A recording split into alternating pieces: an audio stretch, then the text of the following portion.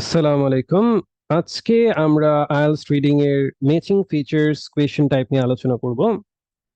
Matching features question টাইপে list of people, list of dates, list of scientist অর্থাৎ বিভিন্ন information থাকে। যেমন আজকের বেসিসটাতে আমরা লিস্ট অফ পিপল রয়েছে, লিস্ট অফ পিপল রয়েছে এন্ড এই লিস্টের সাথে আমাদের যে স্টেটমেন্ট গুলা রয়েছে সেই স্টেটমেন্ট গুলা কোন পার্সন অর্থাৎ কোন মানুষটি কোন স্টেটমেন্টটি করেছে বা কোন মানুষের সাথে কোন স্টেটমেন্টটা নিয়ে কথা বলা হয়েছে প্যাসেজে, সেটা আমাদের খুঁজে বের করতে হবে প্যাসেজ পড়ে।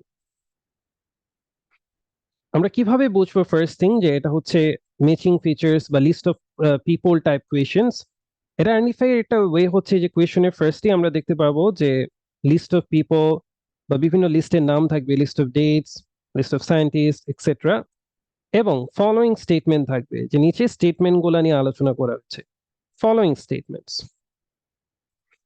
এবং এই ধরনের কোয়েশনে যেটা হয় যে এই ধরনের যদি স্টেটমেন্ট থাকে, you may use any letter more than once, অর্থাৎ তুমি যে কোনো লেটার একের অধিক ব্যবহার ইউজ করতে পারবা। মানে হচ্ছে আই ক্যান ইউজ আলফ্রেড বিনে, অর্থাৎ this is number A. So এই নাম্বার এ আনসারটা আমার নাম্বার 17 এর অ্যান্সারও এ হতে পারে, নাম্বার 18 এর অ্যান্সারও এ হতে পারে, অর্থাৎ I can use one letter more than once. Okay, so এটা খেয়াল রাখতে হবে। এবং এটা সাধারণত যখন মোর দেন ওয়ান্স তারা ব্যবহার করে তখনই এই ধরনের স্টেটমেন্ট তারা দিয়ে থাকে। এখানে দেখতে হবে এ টু ই, অর্থাৎ এখানে আমাদের 5 জনের লিস্ট দেওয়া আছে, অথচ আমাদের এখানে স্টেটমেন্ট আছে 1 2 3 4 5 6, 6 statements. So definitely one of the person, at least one of the person দুইবার বা দুইটা স্টেটমেন্টের সাথে একজনের নামটা জড়িত বা যেটা প্যাসেজে কানেক্টেড হবে, আমরা প্যাসেজ পড়ে সেটা বুঝতে পারবো। This is easy to identify. So first thing আমাদের যেটা বুঝতে হবে যে কোয়েশ্চেনের স্টেটমেন্ট গুলো বুঝে কিওয়ার্ড গুলো আমাদেরকে আইডেন্টিফাই করতে হবে, যে কিওয়ার্ডের থ্রুতে আমরা প্যাসেজ থেকে অ্যান্সারটা খুঁজে বের করব।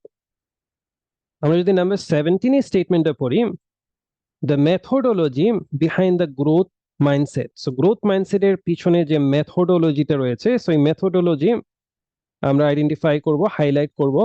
ওয়াজ নট স্ট্রিক্ট এনাফ, অর্থাৎ এটা স্ট্রিক্ট ছিল না, কঠোর ছিল না। নেগেটিভ ওয়ার্ড গুলো আমরা আইডেন্টিফাই করব, নেগেটিভ ওয়ার্ড, এক্সট্রিম ওয়ার্ডস, এগুলো আমরা আইডেন্টিফাই করব। নাম্বার 18 এর দেওয়া আছে, the idea of the growth mindset has been incorrectly interpreted. So growth মাইন্ডসেটের যে আইডিয়াটা রয়েছে সেটা কি করা হয়েছে, ইনকারেক্টলি, ভুলভাবে ইন্টারপ্রেট করা হয়েছে। সো ইনকারেক্টলি ইন্টারপ্রেটটা আমরা হাইলাইট করব, এন্ড দেন দ্য আইডিয়া নিয়ে কথা বলা হয়েছে, আইডিয়াটা হাইলাইট করব। Intellectual ability is an unchangeable feature of each individual. Intellectual ability এটা কি হচ্ছে, এটা হচ্ছে একটা আনচেঞ্জেবল ফিচার। আমরা আনচেঞ্জেবল ফিচারটা হাইলাইট করব of each individual. Number 20, the growth mindset should be promoted. Growth mindset promote করা অর্থাৎ কি, বিজ্ঞাপন করা বা প্রমোট করা উচিত। আমরা যেমন অ্যাডভার্টাইজমেন্ট দেখে থাকি, সেখানে কি করা হয়ে থাকে, প্রমোট করা হয়ে থাকে।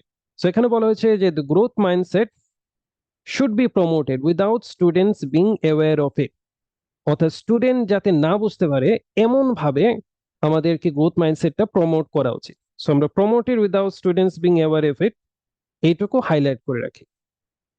Let's move on to the question number 21। Question number 21 এ বলা আছে যে the growth mindset is not about simply about boosting students moral, অর্থাৎ গ্রোথ মাইন্ডসেট শুধুমাত্র স্টুডেন্টদের মরাল বৃদ্ধি করাই বোঝায় না, not simply about boosting students moral. আমরা এটা হাইলাইট করে রাখবো এই part.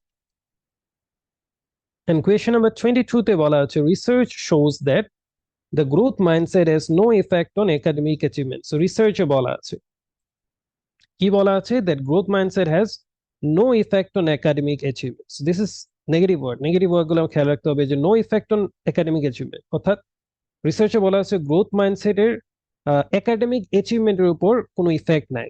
So if you have like growth mindset, তোমার যদি গ্রোথ মাইন্ডসেট থাকে তাহলে যে তোমার একাডেমিক অ্যাচিভমেন্ট ভালো হবে বা তুমি এসএসসি এইচএসসি বা কোনো এক আইএলটিএস এক্সামে ভালো করবা তা না। ফর এক্সাম্পল, সো একাডেমিক অ্যাচিভমেন্টের সাথে গ্রোথ মাইন্ডসেটের কোনো সম্পর্ক নেই। So let's highlight this part. এখন আমাদের যে লিস্ট অফ পিপল আছে, এই ফার্স্ট থিং আমাদের যেটা করতে হবে প্যাসেজে, এই লিস্টে যে নামগুলো দেওয়া আছে সেটা আমাদেরকে প্যাসেজ থেকে খুঁজে বের করতে হবে এবং সেটা আন্ডারলাইন করতে হবে। একই নাম যদি একের অধিক থাকে তাহলে যতবারই থাকুক সেটা আমরা আন্ডারলাইন করব বা হাইলাইট করব। সো ফার্স্ট থিং আমাদের যেটা করতে হবে, একবার চোখ বুলিয়ে যেতে হবে প্যাসেজে যাওয়ার আগে যে নামগুলো আছে। এখানে নাম্বার এ তে আছে আলফ্রেড বিনেট, নাম্বার বি তে ক্যারল ডুয়েক, নাম্বার সি তে অ্যান্ড্রু জেলম্যান, নাম্বার ডি তে টিমোথি বেটস এবং finally David Yeager and Gregory Walton. So let's start with the passage. আমরা প্যারাগ্রাফ 1 এ যদি দেখি, ফার্স্টেই থার্ড সেন্টেন্সে আলফ্রেড বিনে রয়েছে, so we are gonna highlight it, আমরা হাইলাইট করব। Then we have found another name, একটা নাম পেয়েছি জন ডিউই, কিন্তু জন ডিউই নামে তো আমাদের লিস্ট অফ পিপলে কোনো নাম ছিল না, জন ডিউই নামে ছিল না। সো আমাদের খেয়াল রাখতে হবে এমন নামও থাকবে যেটা কিনা আমাদের লিস্টে নেই, সেটা নাম হতে পারে, ডেট হতে পারে, যেটা লিস্টে নেই সেটা আমরা মার্ক ডাউন করবো না। So let's move on. Jeff Howard একটা নাম, বাট এটা আমাদের লিস্টে নেই। ক্যারল ডুয়েক, ক্যারল ডুয়েক নামটা আমাদের লিস্টে ছিল। ডুয়েক,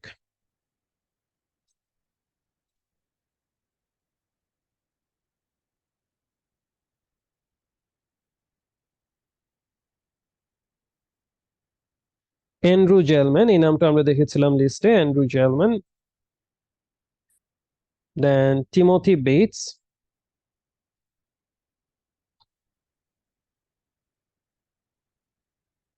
এখানে দেওয়া আছে ডুয়েক্স, ডুয়েক্স এর কাজ, ডুয়েক্স ওয়ার্কস, সো এটা আমাদের ক্যাচ না করলেও চলবে যেহেতু এখানে রেফারেন্স করা হচ্ছে।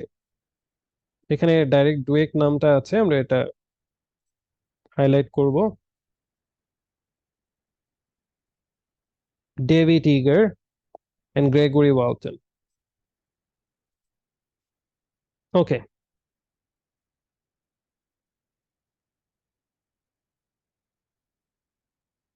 সো আমাদের যে নামগুলা ছিল সেগুলা হাইলাইট করা হয়ে গেছে।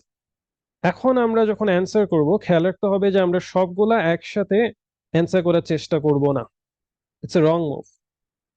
আমাদের যেটা করতে হবে সেটা হচ্ছে আমরা ফার্স্টে একটা সলভ করব, যেমন এখানে আলফ্রেড বিনে আছে, আমরা আলফ্রেড বিনে ছাড়া অন্যগুলা সলভ করার চেষ্টা করব না, এটা খেয়াল রাখতে হবে।